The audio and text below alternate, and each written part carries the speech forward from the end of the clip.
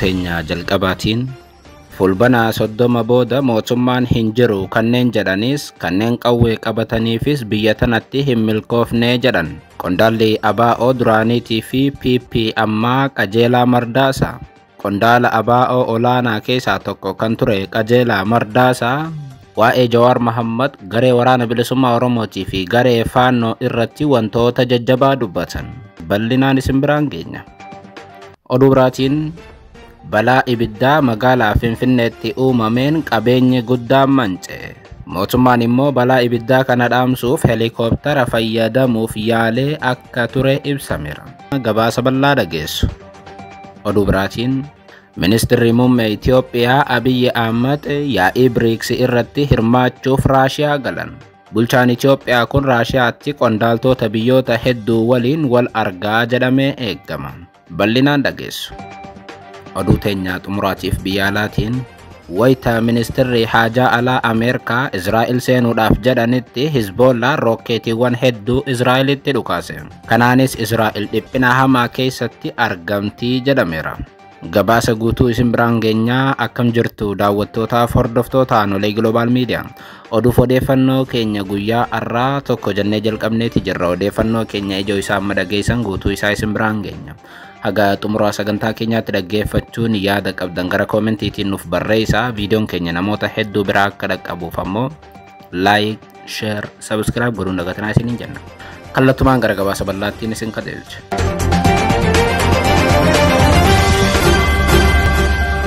Oduu teenya jalqabaatiin fulbana 30 booda mootummaan hin jiru kanneen jedhanis kanneen qawwee qabataniifis biyya tanatti hin milkoofne jedhan qondaalli ABO duraaniitii fi PP ammaa Qajeelaa Mardaasaa. Qondaaltota ABO olaanoo keessaa tokko kan ture Qajeelaa Mardaasaa erga Abiy aangoo qabatee warra biyyatti galuun mootummaa waliin hojjetan keessaati. Ministeera aadaa fi ispoortii ta'uun tajaajilaa kan turan Qajeelaa Mardaasaa ji'a muraasa dura aangoo irra ture gubbaa kaafamuun gorsaa ministeera aadaa fi ispoortii ta'uun mudame. Qondaalli mootummaa kun guyyaa kaleessaa Addis Maaladaa miidiyaa jedhamu waliin turtii taasiseen haala nagaa Oromiyaa, Amaaraatii fi akkasumas siyaasa biyyattii irratti waan hedduu dubbatan. Waraana amma biyyattii keessatti deemaa jiru ilaalchisee gaaffii dhiyaateef deebii kenneen Qajeelaa Mardaasaa Itoophiyaa waraana irraa adda baatee hin beektu jedhan. Biyyi tunii fi waraanni walumaan as gahan kan jedhan gorsaan ministeera aadaa fi ispoortii kun amala Itoophiyaa keessaa tokko aangoo qabachuuf Itoophiyaa keessatti qaamonni hedduun wal fonqolchuu fi qawwee fayyadamuun baratamaa akka ta'e kaasan. Keessumaa wanti kun achii dhuftee warra kaabaatii jedhan. Ammuma jijjiirama Abiyyi booda waa baay'eetu mul'ate kan jedhan Qajeelaa Mardaasaa mootummaa qawweedhaan jijjiiruudhaaf yaalii taasisuu, fonqolchuudhaaf yaalii taasisuun tureera jedhan. Mootummaan jijjiiramaa Abiyyi kunis wantoota mootummaan duraa balleesse hedduu sirreessuudhaaf yaalii taasisaa turuu kan kaasan Qajeelaa Mardaasaa immoo mootummaan tokko akkuma aangoo qabateen fedhii qaama hundaa guutuu hin danda'u jedhan. Fedhiin baay'een biyya tana keessatti jiraatu suutuma suutaa milkaa'uu danda'a jechuun dubbatan qondaalli mootummaa ammaatii fi ABO duraanii kun Abiy gara aangootti akka dhufu kan godhe Oromoo ta'uu kan yaadachiisan Qajeelaa Mardaasaa Abiy aangoo qabachuun kan isaan aarse qaamonni wayyaanee gara waraanaatti akka qajeelan dubbata. Qajeelaa Mardaasaa waraanni kaabaa osoo hin jalqabin dura hedduun namoota mootummaa deeggaranis faallaa kanaa garee wa'ii aangoodhaaf dhama'uun qormaata mootummaa kanaa ta'eera kan jedhan Qajeelaa Mardaasaa ammatti qaamni qawweedhaan qabsaa'u hundi ummataaf osoo hin taane aangoo barbaadaa fi jedhan. Qajeelaa Mardaasaa qaamonni ummata Tigraay dila sun lafarraa akka dhumu taasisan hundi aangoo dhuunfaatiif akka ta'e hubachuun barbaachisaadha jedhan. Ammaaf qabsoon qawwee eessaanuu nama hin ga'u kan jedhan qondaalli mootummaa ammaatii fi ABO duraanii kun namni amma qawweedhaan qabsaa'u ummataaf osoo hin taane dantaa dhuunfaa isaaniitiif jechuun ibsan. Irra deddeebi'iinis jecha kana fayyadamaniiru. Yeroo koronaa sababa koronaatiin filannoo darbee hordofee namoonni hedduun fulbana 30 booda mootummaan hin jiru. Mootummaan ce'umsaa haa hundeeffamu maal jedhanii kanneen gaafataa turan hedduudha jedhan. Garuu hin taane jechuun dubbata Qajeelaa Mardaasaa. Namoonni wayita sana mootummaan hin jiru jechuun dubbatan keessaa tokko xiinxalaa siyaasaa gameessa Oromoo Jawaar Mohammad faa turan. Garuu Qajeelaa Mardaasaa maqaa Jawaar faa hin kaasne ture. Kanaaf kan gidduutti girrigirriin biyya tanaa heddummaatee gara waraanaatti geesse jechuun dubbata Qajeelaa Mardaasaa. Waa'ee waraana Oromiyaa keessa jiru kan dubbatan Qajeelaa Mardaasaa nuti akka ABO'tti wayita gara biyyaatti gallu qabsoo qawweerraa gara qabsoo nagaatti deebina jennee waliif gallee dhufne jedhan. Garuu jedhan Qajeelaa Mardaasaa garee wa'ii hidhatee lixa Oromiyaa keessa jiru Finfinneetti deebi'uu diduun humna keenyaan ala tahee jechuun yaadata. Gareen inni baanu tun waraana bilisummaa Oromoo yoo ta'u wayita sana akka inni galuuf yaalluus hin danda'amne jedhan. Garuu waraana bilisummaa Oromoo akka qaamni wa'ii bosona keessatti ijaareetti kaasan Qajeelaa Mardaasaa. Gama biraatiin waraana naannoo Amaaraa keessa jiru irratti yaada kan laatan Qajeelaa Mardaasaa haalli naannoo Amaaraa keessa jiru qabsoo jibba sabaa irratti hundaa'e akka ta'e kaasan. Gareen finxaaleeyyii naannoo Amaaraa keessa jiru isa afaan guuttatee saba tokko arrabsu saba tokko duguuguu barbaaduudha kan jedhan Qajeelaa Mardaasaa. Gama kaaniin gareen finxaaleeyyii Amaaraatuun isa TPLF dhabamsiisnu malee waraanni dhaabbachuu hin qabu jechuun waraanni dhaabbachuu hordofee qawwee itti fufeedha jedhan. Qaamni kun walumaa galatti waraanaan ala jiraachuu hin danda'u jechuun dubbatan. Qaamonni hidhatanii Oromiyaas ta'ee Amaara keessatti ummataaf qabsoofna jechuun dubbatan aangoof ta'uu ummanni hubachuu qabaa jedhan Qajeelaa Mardaasaa. Ammatti immoo qawweedhaan qabsoon taasifamu makaraa ummataarraa kan hafe homaa jijjiiruu akka hin dandeenye deddeebiin dubbata. Marii biyyaalessaa ilaalchisee obbo Qajeelaa Mardaasaa dhaabni ABO isin keessa jirtan marii kana keessaa baheera isin akkamitti ilaaltu? Marii kana irratti hirmaachaa jirtu jennaan akkanaan deebisan. Namni dhuunfaa ABO keessaa marii biyyaalessaa irratti hin hirmaannu jechuu danda'a. Garuu sun ABO bakka hin bu'u jechuun dubbatan Qajeelaa Mardaasaa. Nuti akka ABO'tti mariin biyyaalessaa barbaachisaadha jennee amanna kan jedhan Qajeelaa Mardaasaa. Kana immoo ana qofa osoo hin taane hooggantoonni ABO hedduun irratti waliif galaa jedhan. Kanaaf ammoo nus rakkoon biyya tanaa teessoo irratti mari'atamee dhumuu qaba jennee amannaa jechuun dubbatan. Nuti akka ABO'tti mariitti amannaa marii biyyaalessaa ni deeggarraa ni hirmaannaas jedhan. ABO'n Jaal Daawud Ibsaatiin durfamu garuu marii biyyaalessaa akka irratti hin hirmaanne amma dura ibsee ture. Qajeelaa Mardaasaa garuu Jaal Daawud Ibsaa afaan ABO bakka bu'uu hin danda'an jechuun ibsan. Maqaa garuu kaasuurraa akka nama siyaasaatti of qusataniiru. Faallaa dubbii isaanii immoo koomishiniin marii biyyaalessaa ABO'n marii biyyaalessaa irratti akka hin hirmaanne amma dura himee ture. Qajeelaa Mardaasaa turtii Addis Maaladaa waliin taasisan kanaan ani akka ABO'ttiin haasawee malee akka mootummaatti hin haasa'u jechuunis dubbataniiru.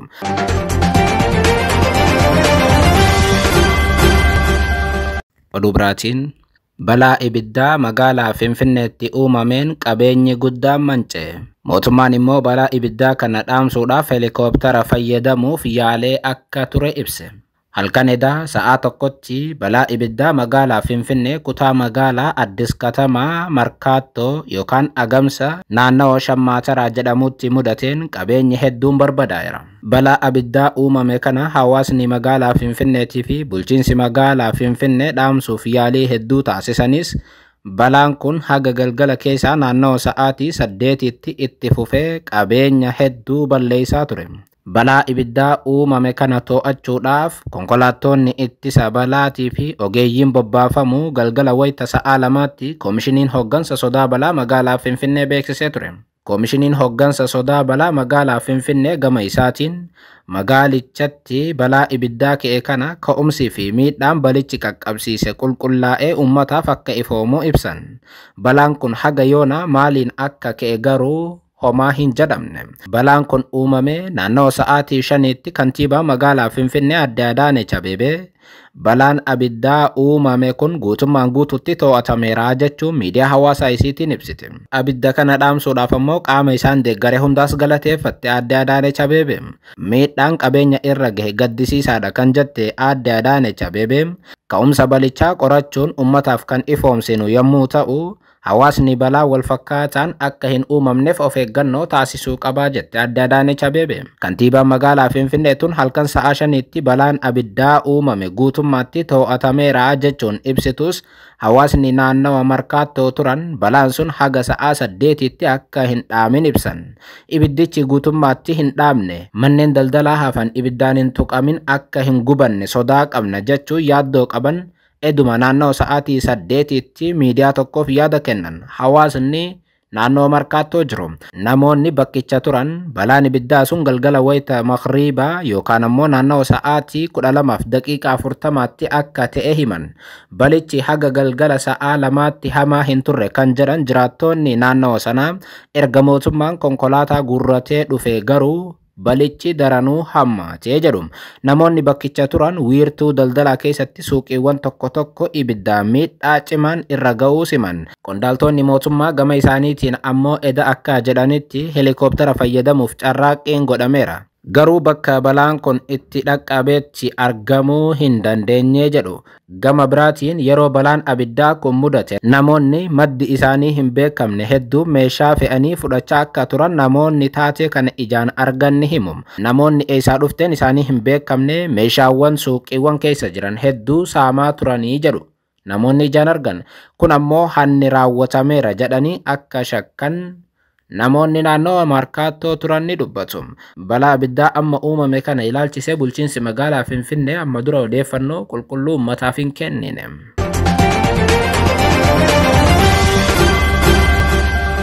Oduu biraatiin Ministeerri muummee Itiyoophiyaa Abiyyi Ahmad yaa'ii BRICS irratti hirmaachuuf Raashiyaa galan. Ministeerri muummee Abiyyi Ahmad yaa'ii dureewwan BRICS irratti hirmaachuuf Raashiyaa galu waajjirri pirezidaantii bulchiinsa Taataaristaan beeksiseera. Ibsi waajjiricharraa bahe akka jedhutti Ministeerri muummee Itiyoophiyaa Abiyyi Ahmad yaa'ii dureewwan BRICS irratti hirmaachuuf buufata xiyyaaraa idil-addunyaa Kaazaan yeroo gahanitti pirezidaantii bulchiinsa Taataaristaan kan ta'an Rustam Mininkaavooniin simannaan taasifameefii jira. Marii Raashiyaa Kaazaanitti taasifamu kana irratti gaggeessitoonni biyyoota 30 olii ni argamu jedhamee akka eeggamu tajaajilli oduu Raashiyaa gabaaseera. Pirezidaantiin Emireetota Araba Gamtoomanii UAE Mohammed bin Zayed, pirezidaantii Iraan Masuud Pezeshkiyaanii fi pirezidaantiin Hindii Naarendra Moodii gaggeessitoota argaman keessaa isaan ijoodha. Itiyoophiyaan jalqaba bara 2024 miseensa BRICS ta'uun ifatti makamuun ishee ni yaadatama. Ministeerri muummee Itiyoophiyaa Abiyyi Ahmadis walga'ii BRICS kanarratti hirmaachuun marsaa lammaffaatiif. Oduu teenya xumuraaf biyya alaatiin wayita ministeerri haajaa alaa Ameerikaa Israa'el seenuudhaaf jedhanitti Hizboollaan rokkeetiiwwan hedduu Israa'elitti dhukaase. Hizboollaan Israa'el irratti rokkeetiiwwan 1000 lakkaa'aman dhukaasuu irratti argama. Kibba Libaanoositti haleellaa Israa'el hospitaala irratti raawwatteen daa'ima dabalatee namoonni 4 ajjeefamuun wayita gabaafamaa jirutti Hizboollaan rokkeetiiwwan hedduu gara Israa'elitti dhukaasuu ibse. Haleellaan rokkeetii Hizbollaa kun wayita ministeerri dhimma alaa Ameerikaa Antonio Blinken gara Israa'el seenuuf jedhanitti raawwate. Erga Hamas kibba Israa'elitti haleellaa raawwatee booda waraanni Gaazaa akkuma eegaleen qondaalli Ameerikaa kun yeroo 11ffaaf gara Israa'el imaluu isaaniiti. Israa'el haleellaa kibba magaalaa Beeruutitti hospitaala irratti raawwatte namoota 4 ajjeestee 24 kan caalan madeessuu ministeerri fayyaa Libaanos himeera. Israa'el haleellaa sana kan raawwatteef kuusaa meeshaalee Hizbollaa barbadeessuuf akka ta'e ibsite. Kana hordofee Hizbollaan kaaba Israa'el rokkeetiidhaan daaraa taasisuu itti fufeera. Ganama kana sagalee meeshaa waraanaa qilleensarraa kutaalee kaaba Israa'el keessattuu naannoo Samaariyaa jedhamutti dhagahamaa ture. Rokkeetiiwwan dhukaafaman keessaa irra caalaan qilleensarratti fashaleeffamuu waraanni Israa'el himuu irratti argama.